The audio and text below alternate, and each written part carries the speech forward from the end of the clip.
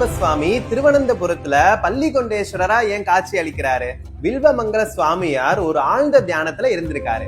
அப்போ கடவுள் பக்கத்துல இருக்கிற மாதிரி ஒரு உணர்ச்சி கிடைக்குது அவருக்கு. ஒரு காலையில ஒரு சின்ன பையன் அவருக்கு முன்னாடி ரொம்ப சந்தோஷமா விளையாடிட்டு இருக்கான். அந்த குழந்தையோடைய கண்ணை பார்த்ததுமே அந்த சுவாமிகளுக்கு தெரிஞ்சிருச்சு வந்தது விஷ்ணு பெருமான் தான்.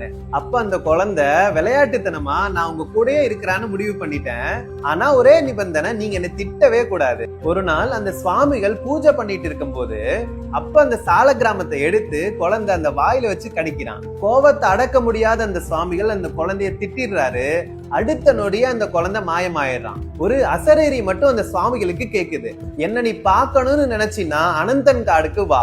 அதை கேட்ட உடனே அந்த சுவாமிகள் ஓட ஆரம்பிக்கிறாரு.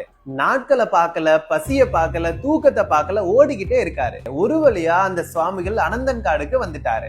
ஒரு இலுப்ப மரத்துக்கு அடியில அதே குழந்தைய அந்த சுவாமிகள் பாக்குறாரு. அந்த சுவாமிகள் பார்த்துட்டு இருக்கும் போதே அந்த குழந்தை அந்த மரத்தோட மரமா மாயமாயிடுறாங்க. அடுத்த நிமிஷமே மரத்துக்கு நடுவுல வெட்டுப்பட்டு அந்த மரம் ரெண்டா பொளக்குது. அதுல இருந்து வெளிவந்தவர் தான் பள்ளிகொண்டேஸ்வரரா வந்த பத்மநாப சுவாமி. அப்படி ஒரு காட்சிய மனிதனுடைய 2 கண்ணால பார்க்கவே முடியாது. அவ்வளவு பெரிய உருவம், பார்க்கவே முடியலையே கடவுளே, உங்களை நான் எப்படி வழிபாடு செய்யறதுன்னு அந்த சுவாமிகள் கேட்கிறாரு. உடனே பத்மநாப சுவாமியோட உருவமானது குறைய ஆரம்பிக்குது. இத கேட்ட ராஜாக்கள் பத்மநாப சுவாமிக்கு ஒரு கோயில் கட்டணும்னு முடிவு பண்ணிட்டாங்க.